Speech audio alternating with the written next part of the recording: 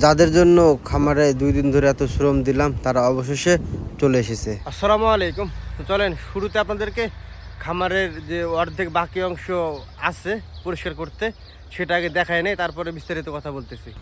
খামারের এই সাইডটাতে প্রচণ্ড পরিমাণে বন জঙ্গল যেগুলো সেগুলো হয়েছিল, কারণ এই সাইডেতে আপনার গরমের সিজনে গরু রাখা হয় না, বিধায় কিন্তু বেশি জঙ্গলগুলো হয়ে গেছে।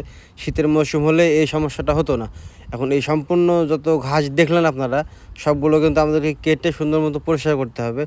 আর গত পরশু দিন আমি আপনাদেরকে খামার পরিষ্কারের ভিডিও দেখাইছিলাম একটা, তো ওই ভিডিওতে খামারের অর্ধেক কাজ করছিলাম। আর আজকের এই ভিডিওতে তার বাকি যে কাজটুকুন বাকি ছিল ওই কাজটুকুন করছি, এবং তারপরের দিনে গিয়ে যারা আসবে মূলত খামারে তাদেরকে নিয়ে একটা ভিডিও তৈরি করছি।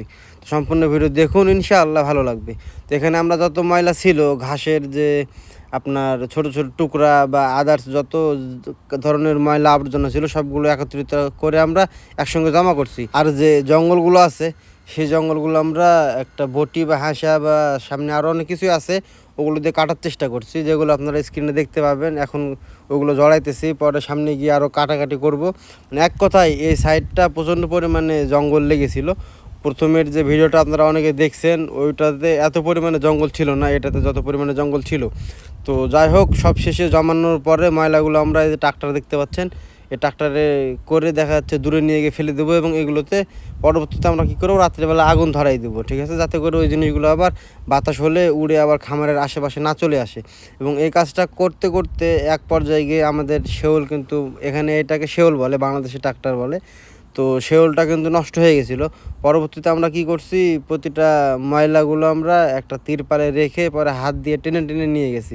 আর এই যে দেখেন, এই দিকে আমরা কিন্তু কাটাকাটির কাজ করতেছি, জঙ্গলগুলো কাটে ফেলতেছি। যে দেখেন কাটার যন্ত্র এটা, তো কাটার পরে এইগুলো সুন্দর মতো পরিষ্কার করছি। তবে যাই বলেন, প্রথমকার দিনের চাইতে দ্বিতীয় দিনে কিন্তু অনেক কষ্ট হয়েছে আমাদের খামার পরিষ্কার করতে। তো অবশেষে আমাদের খামার পরিষ্কার করা কাজ শেষ, এবং আজকে আমরা অপেক্ষা করতেছি যে কখন ওই লোকগুলো আসবে এবং খামার দেখবে, চলে যাবে, আমরা রুমে যাব। তো অনেকক্ষণ ধরে বসেছিলাম আমরা সবাই মিলে, আসতেছিল না। আসার কথা ছিল সকাল 6:30, সেখানে 7টা 8টা 9টার পরে গিয়ে আসছে, প্রায় 9:30টার দিকে আসছে। তো আমি আপনাদেরকে দেখেন আমরা এখানে সবাই বসে থেকে অপেক্ষা করতেছি যে কখন আসবে। আমরা রুমে পর্যন্ত যাইনি নাস্তা করতে।